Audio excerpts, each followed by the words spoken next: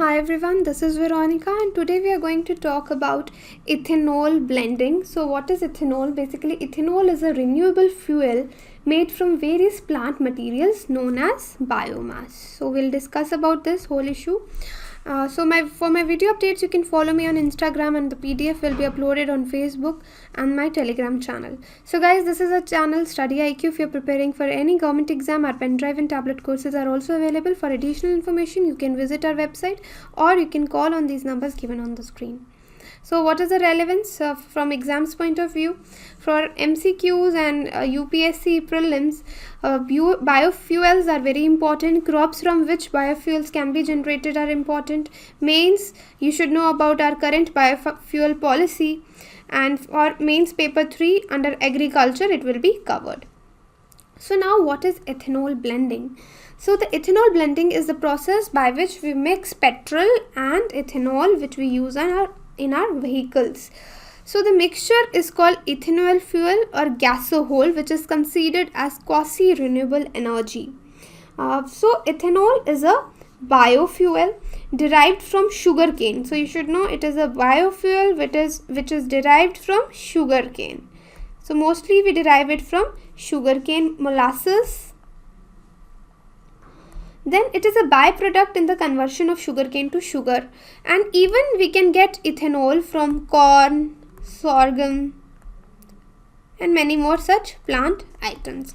Now in India, practice of blending ethanol was started in 2001. Ethanol blending for first time was mentioned in Auto Fuel Policy. So first time it was mentioned in Auto Fuel Policy in 2003, right?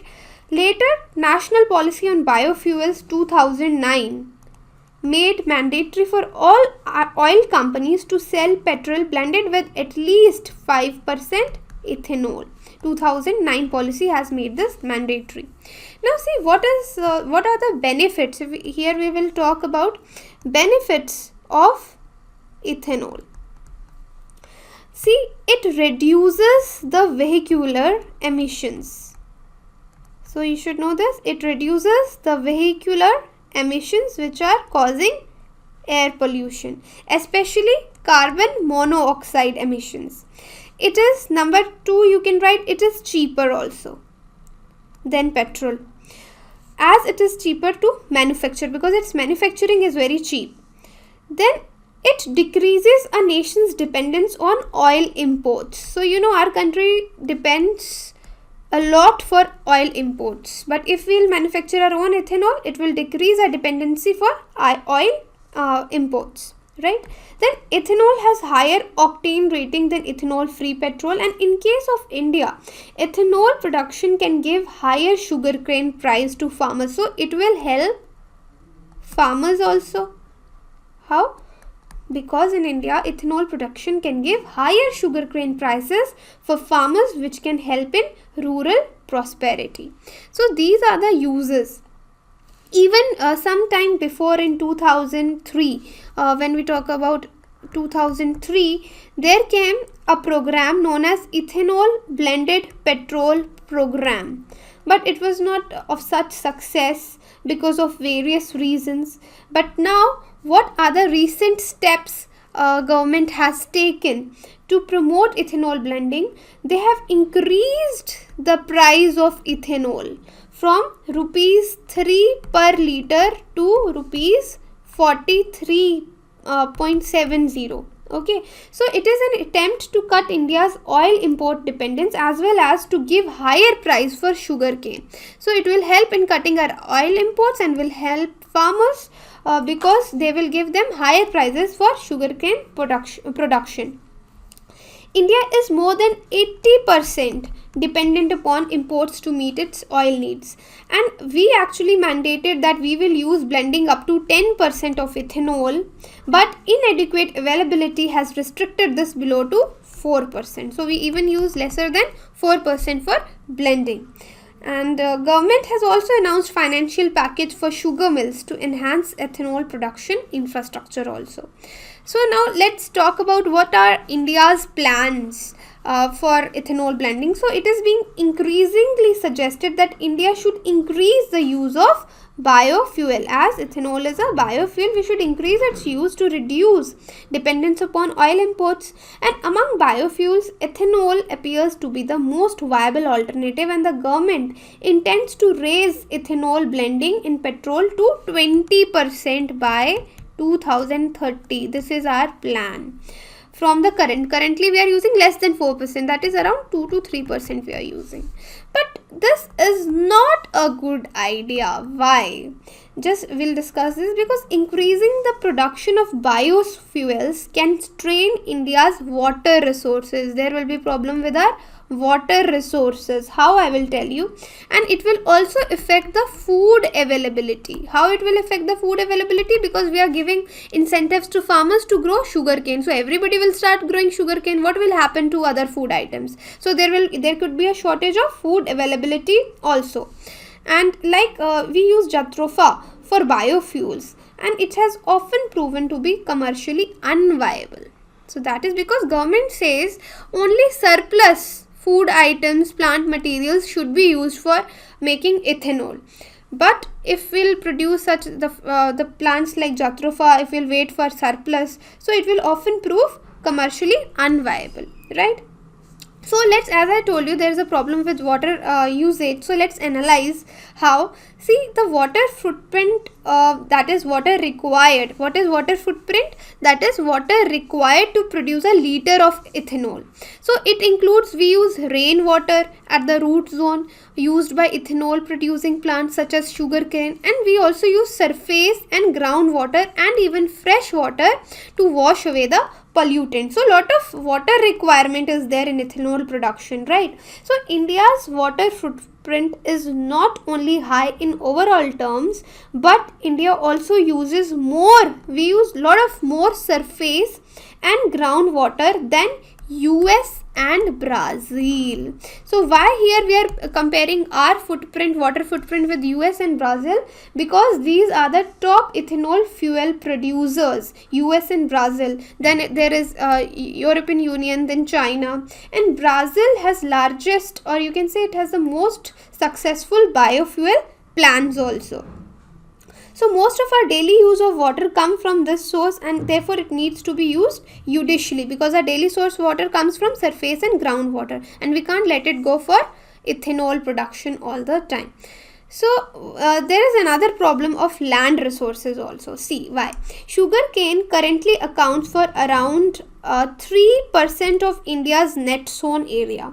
So to raise the petrol and ethanol blend rate to, even if we need to bring this rate to 10%, India will have to devote 4% of its net sown area to sugarcane. Right now it is 3%, and we would need 4%, right? In order to achieve 20% blend rate, almost 1/10 of existing net sown area will have to be diverted to sugarcane. 1/10 of net sown area should be diverted to sugarcane. So this is too much. So any such land requirement is likely to put a stress on crops and has the potential to increase the food prices because of ethanol production only. So there's a problem with land resources also. Now, just as I told you, India launched its biofuel policy recently. First of all, let me tell you what are biofuels. You should know that. See, a biofuel is a fuel that is produced through contemporary biological process, such as we might produce it through agriculture or anaerobic digestion, right? Rather than a fuel produced by geological process, such as those involved in formation of fossil, like petroleum and coal are produced. So this is a biological process of making biofuel. So biofuels can be they could be derived directly from plants or indirectly from agriculture, commercial or domestic industrial waste. So ultimately it is a plant waste only. So in our biofuel policy, there are first generation fuels, we are talking about second generation fuels. We have already a separate video on this biofuel policy. But there are a lot of problems also. The categorization is done enable to extension of appropriate financial and fiscal incentives under the various categories, okay. that they said we will use only surplus food grains, as I told you, to avoid wastage and to provide farmers appropriate prices. Then there's we talked about expanding the scope of raw material from sugarcane to corn to cassava to potatoes to produce ethanol, right? And there are some expected benefits also under this policy.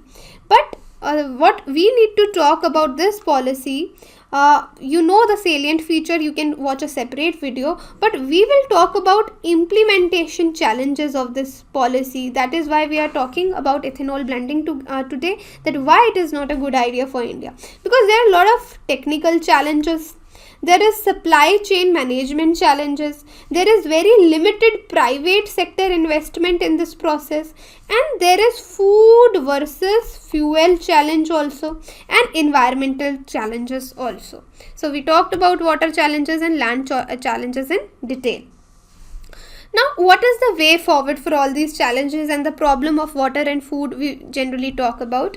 See, the policy has potential to transform India's fuel market, mitigating environmental pollution, diversify farmers' income and much more. However, the government need to take steps to remove policy barriers that have discouraged private investment in building supply chains, and also it needs to channelize more research into this technology.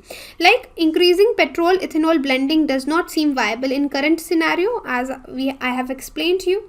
Now many efforts are needed to either increase sugarcane yield or decrease water usage through better irrigation practices, or increase, otherwise we will lose all our water. Already we have so much water crisis in our country. If our water footprint for ethanol will be so high, how can we